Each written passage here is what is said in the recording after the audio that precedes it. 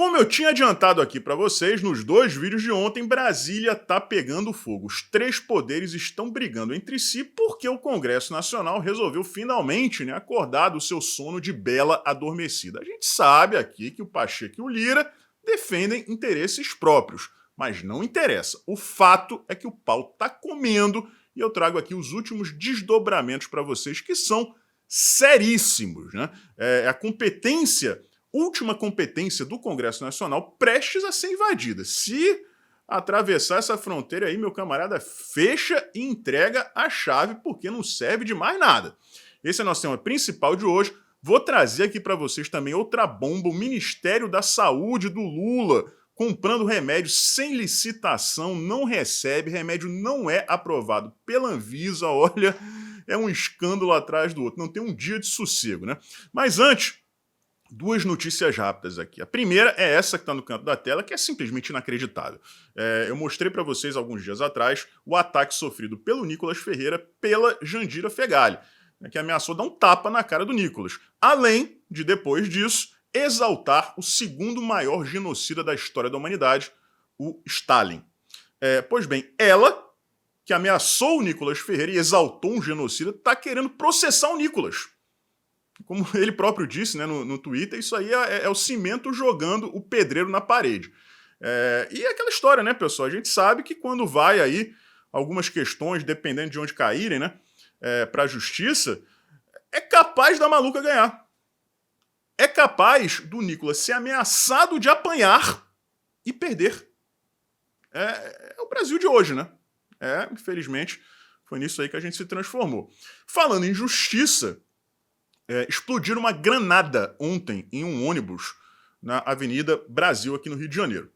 Pessoal? Foram assaltantes, criminosos, e na saída, assim, para se divertir um pouquinho, por que não, Já roubamos aqui os trabalhadores que estavam voltando para casa depois da jornada de trabalho, vamos tacar uma granada dentro, Vamos decepar umas pernas, uns braços aí, vamos matar umas pessoas, fazer gente sofrer, ver sangue no chão, as pessoas desesperadas correndo. Por que não? Não tem mais nada para fazer, E assim foi. Tacaram uma granada dentro do ônibus depois de cometerem o crime. Tá? O Rio de Janeiro é uma selva. Uma selva. Aí vai ter gente dizendo, mas o governador é do PL. Gente, o Cláudio Castro nunca foi de direita, Nunca foi de direita. Ele se elegeu, claro, ele na aba do Bolsonaro, mas ele escondeu o Bolsonaro durante toda a campanha no primeiro turno. Tá? Ele é do PL, assim como o Romário é do PL. Vou trazer aqui para vocês informações sobre o marco temporal. O Romário votou contra. Cobrem aí os influenciadores que mandaram vocês votarem no Romário porque ele era o candidato ao Senado do Bolsonaro aqui no Rio de Janeiro. Não, vota no Romário porque senão quem ganha é o Molon. E muita gente caiu nessa ladainha. Enfim, explodiram uma granada. Aí eu queria saber o que o Flávio Dino vai dizer a respeito, porque tudo ele bota a culpa nos CACs.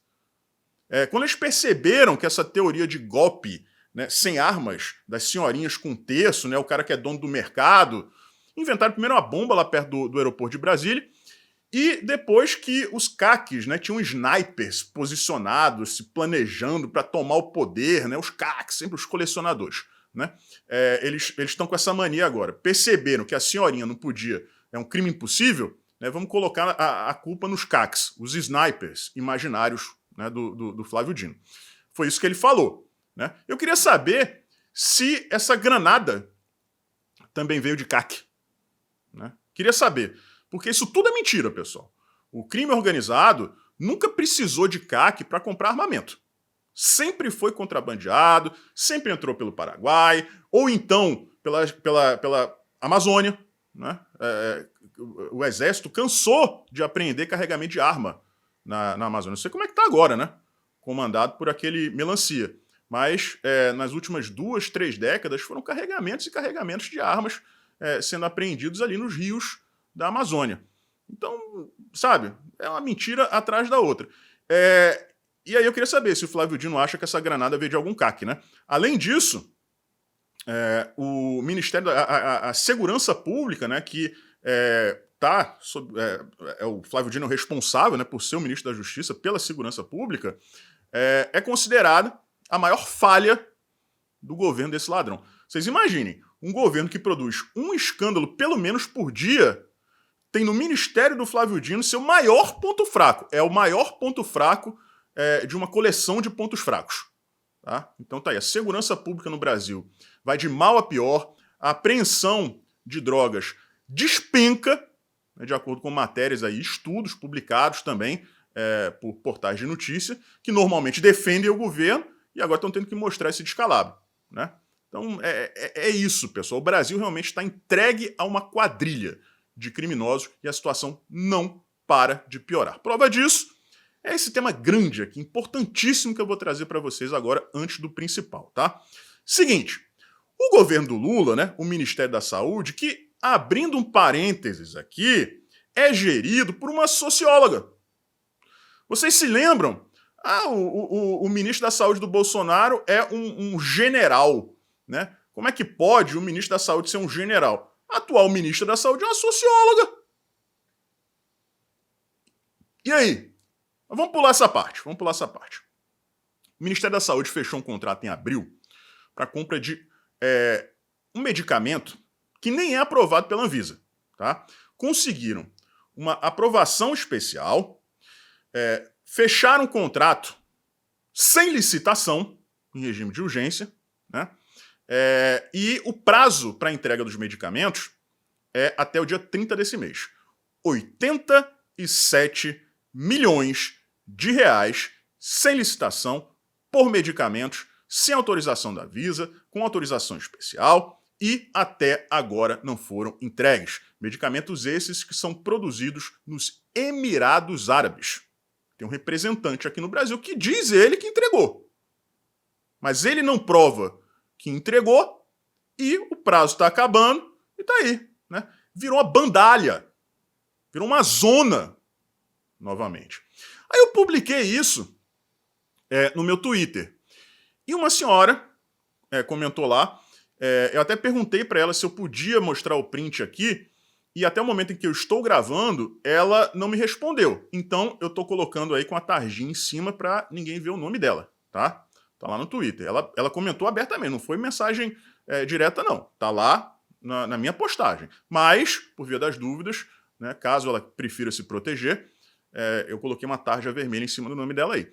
Mas, de acordo com ela, na cidade dela, durante o governo Bolsonaro, esse remédio era entregue e o filho dela é usuário desse remédio. Vamos ler aí em tela inteira o depoimento. Ed Raposo, ela está me respondendo, tá? Pois é, esse medicamento é a imunoglobulina, que pessoas com doenças de câncer e autoimune fazem uso, como meu filho, que tem polidermatomiosite. Acho que é isso, que é assim que pronuncia, né? E o governo cortou. O governo Lula cortou o remédio para câncer do filho da senhora aí. Ele recebia sempre no governo Bolsonaro. Então é o seguinte, eu não sei como esse medicamento era adquirido no governo do Jair Bolsonaro. De repente, existia, né, essa questão da autorização especial da Anvisa para a compra do medicamento. Né? Eu não sei se naquela época existia regime de urgência ou não para compra sem licitação. Né? Eu não sei se o fornecedor da época era o mesmo, dos Emirados Árabes. O que interessa aqui é que no governo Bolsonaro o remédio era comprado e era entregue às pessoas que precisam dele para sobreviver. Neste caso, é uma doença grave. Né? Agora, no governo do Lula, né, da ministra socióloga da saúde, é um contrato sem licitação, em regime de urgência, sem aprovação da Anvisa. Né? Isso aí a gente tem que ver ali, comparar para ver se até aí tá tudo ok, né? Se era assim, se sempre foi assim. Agora, o remédio não é mais entregue, foi cortado o fornecimento desse remédio e existem pessoas correndo risco de vida por conta disso, 87 milhões de reais. Tá? Mas é aquilo, viva a ciência, viva o SUS. O importante é que a gente tirou o Bozo, né? Chegamos então ao nosso tema principal de hoje. Pessoal, não existe exagero aqui não, tá? Não existe exagero. Eu fiz um alerta para vocês ontem. Não adianta chegar aqui e dizer, Ed, você é muito ingênuo, o Pacheco é isso, o Lira é aquilo. Gente, eu tô cansado de saber disso, né? Por quantos vídeos eu já gravei dizendo aqui, principalmente o Pacheco, que para mim é é a pessoa mais desprezível que existe em Brasília, pior do que qualquer outro. É esse cara. Porque em 3 dias dele fazendo o mínimo que ele deveria estar fazendo há mais de 2 anos, a gente voltou a uma situação de normalidade, né, que é o legislativo legislando. Esse cara sabotou a segunda metade do governo Bolsonaro sem dó nem piedade. Por quê? Porque prometeram uma coisa para ele e agora, como não cumpriram, e tá chegando a eleição municipal, tá chegando depois a eleição para o Senado, para o governo do estado de Minas Gerais, não sei o que ele vai querer fazer da vida dele, né? Aí ele percebeu, porra, é hora, né, de eu começar a fazer a coisa que eu deveria ter feito desde o início aqui, porque senão a minha carreira política tá encerrada, né? Mas isso aí é uma outra história. Como eu também falei no vídeo de ontem, na hora que você tá ali no campo de batalha, tomando tiro para todo lado, não dá para olhar pro lado direito, pro lado esquerdo e ficar escolhendo quem tá lutando do teu lado, não. Vamos embora, Pacheco. Vamos nessa, né? Vamos nessa. Não sei até quando, mas vamos nessa. Enfim, marco temporal foi a primeira resposta. Tá? Já tinha passado pela Câmara dos Deputados e estava lá parado, né? Largado no Senado, porque até outro dia o Pacheco não achava nada demais no STF invadindo a competência do Congresso. Agora, não recebi minha toga, né? Não pode. Agora vamos trabalhar, né? É um sem vergonha mesmo. Mas enfim, passou pela CCJ, né? E depois passou pelo Senado. Tá? A gente sabe que poucos dias atrás o STF atropelou o Congresso Nacional e votou a questão do marco temporal, derrubando, né? Algo que é inconstitucional. E cientes, né, de que a matéria ainda estava para ser decidida pelo Legislativo, que é o poder responsável por legislar, né, por criar as leis. E aí aconteceu isso, né? Foi votado. Agora vejam aí na matéria como é que está escrito, tá?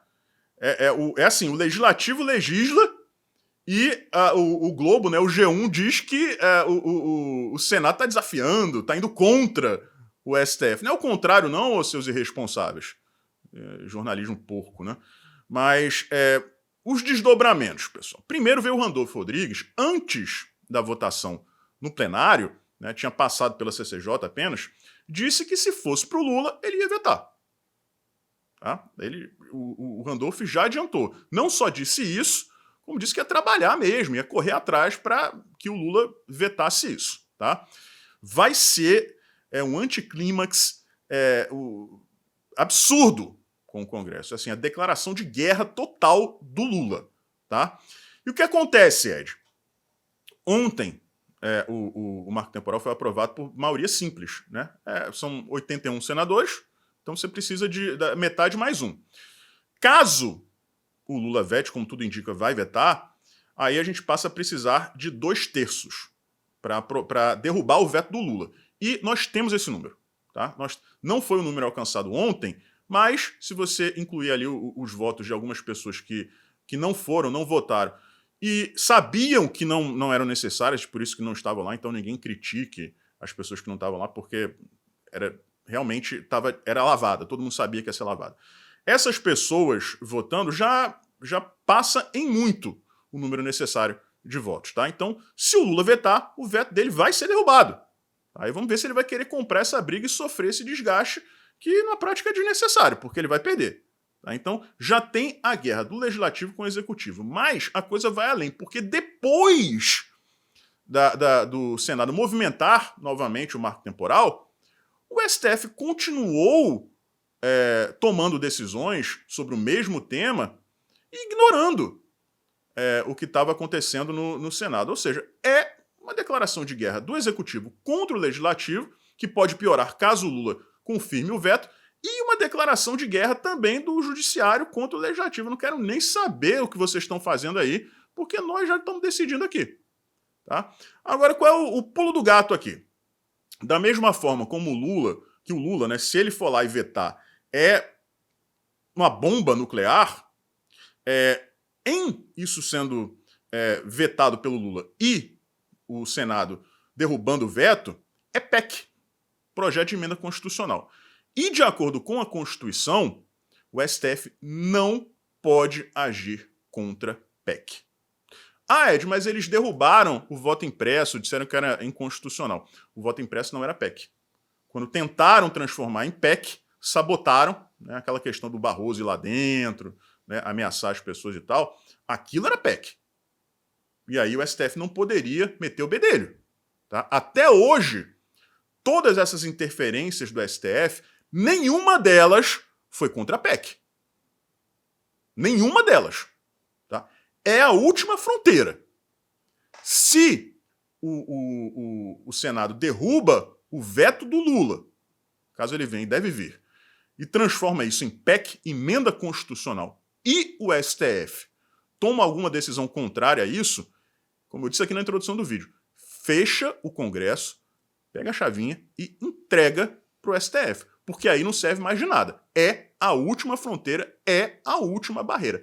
Você declarar inconstitucionalidade ou ignorar, desrespeitar uma PEC que passa por 2/3 da Câmara dos Deputados e do Senado, gente, acabou. Né? Acabou de vez. Tá? É a ditadura, sim, formalizada. Então, vamos aguardar, porque nem no governo Bolsonaro, nós tivemos um confronto dessas proporções. E eu me despeço aqui de vocês, pessoal, falando uma coisa aqui que me causa muita revolta. Tá? Eu já disse que eu não estou escolhendo aqui quem está lutando do meu lado, não. Mas em 3 dias do Pacheco fazendo o mínimo que ele tinha que fazer, a gente teve aí um flash do que poderia ser hoje o Brasil, se esse cara não tivesse se omitido durante todo esse tempo, esperando uma contrapartida da parte daqueles que venceram as eleições. Esse cara é o maior verme da história política do Brasil. 3 dias, as coisas começam a se normalizar. Ele, que até antes desses 3 dias, né, até 4 dias atrás, o STF pegava, passava aquilo na testa dele e ele, não, tá tudo normal, é a democracia, os poderes estão em harmonia. Né? Então, vamos lá, Pacheco, se você quer recuperar o prestígio que, na verdade, você nunca teve, né, tu tem que fazer muito mais do que você está fazendo. Mas muito mais mesmo. Para tu recuperar o atraso que você causou ao Brasil, se prepara, porque você vai ter que se virar no avesso. Tá? E olhe lá. Mas a sua única alternativa é tentar. Um forte abraço, a gente se vê por aí.